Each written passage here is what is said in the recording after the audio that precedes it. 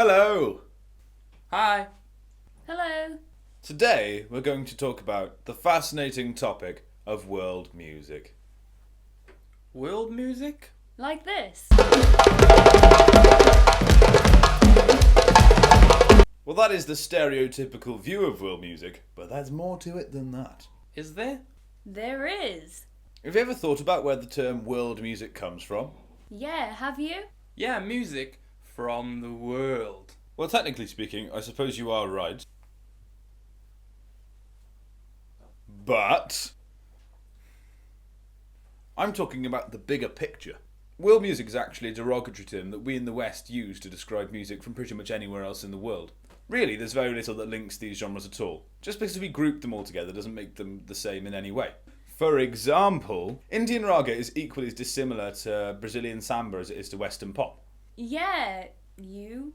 Me. I suppose you got a point. Of course I do. In fact, the name world music was invented by a group of enthusiasts who were fans of musics from all around the world. They wanted to create an umbrella term to categorise musics that take influence from different cultures. It was mainly a marketing process so that they could label record sleeves with world music so that it'd be easier for fans to find the albums they wanted. It was never initially intended to be a genre in its own right, just a marketing ploy. Other options that they could have had that were nearly chosen were ethnic and world beat. Yeah, exactly. How'd you like them apples? It's not an apple. And have you ever thought about the use of music and religion from around the world? Hare Krishna, Hare Krishna, Krishna Krishna, Hare Hare. No, not really. I have. Globally, the phenomenon of the commodification of music in relation to religion. Globally, music in relation to religion has been commodified. Like this.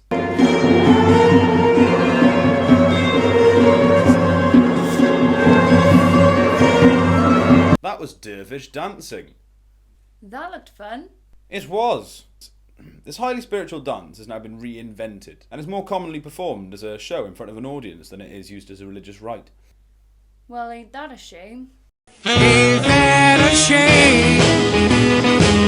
My tears feel like rain. It is a shame! Another example of the commodification of religious music would be because of the digitalisation of music. Christian hymn albums are sold, not to mention Songs of Praise, the very popular television show on BBC, and the popular iPhone app Muslim Pro. This wonderful app allows any smartphone to play Call to Prayer on your phone like an alarm 6 times a day.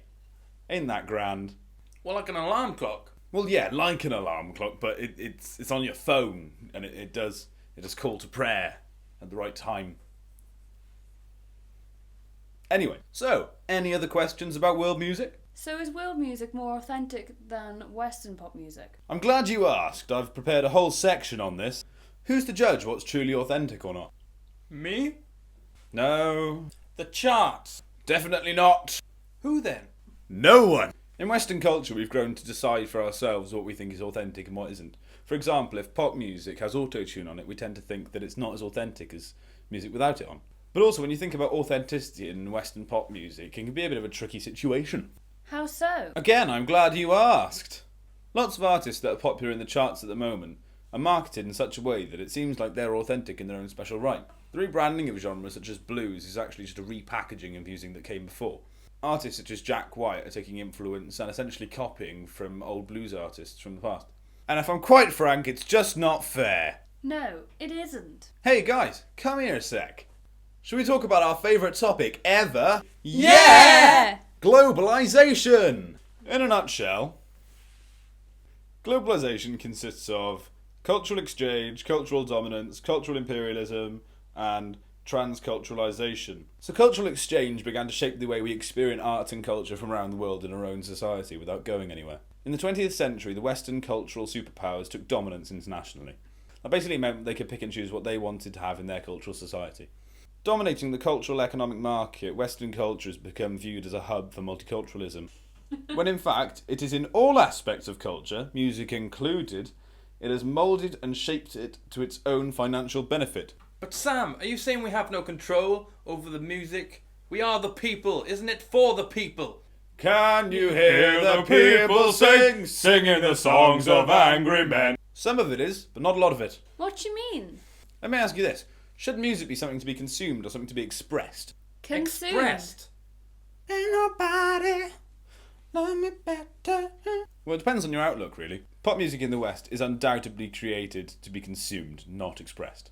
Apart from Katy Perry, she roars. Is it good for us as a culture to be mass consumers? It's down to personal opinion, but folk music tends to have a far richer and intimate experience related to it than pop music does. Expressing music, compared to consuming music, can be good for the soul. Could you give me a couple of examples of world music at its finest? Preferably between the 1940s and 60s in Brazil and Germany. Conveniently for you, I can. Tropicalia Quando o Pero Vaz caminha, descobriu que as terras brasileiras eram férteis e verdejantes. occurred in Brazil in around the 1950s and 60s. It took influence from avant-garde rock and roll that seeped through from the United States and classic Brazilian music. Krautrock took place after the Second World War, which rose from the ashes of the Great War, took influence from psychedelia, avant-garde, and set out to be the new sound of Germany, trying to set itself apart from the Western powers that were surviving after the war. Has that answered all of your questions on world music? Yes. Fantastic!